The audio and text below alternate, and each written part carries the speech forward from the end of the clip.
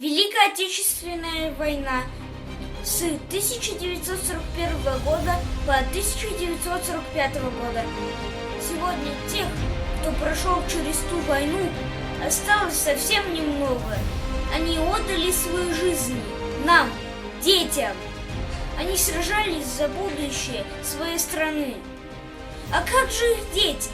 Дети, оставшиеся без отцов и матерей, всегда голодные и несогретые. Дети войны. Сейчас у них есть внуки и дом, и все то, что не хватало в годы войны.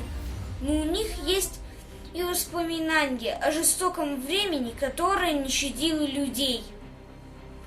Это было из слов ветерана войны.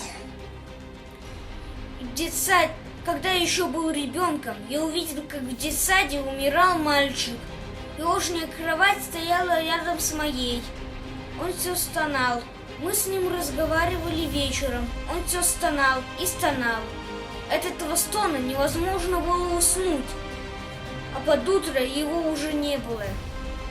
Эта смерть все равно чем-то вызывала страх. И эта смерть перед глазами вызывала ужас. Дети, подростки, взрослые.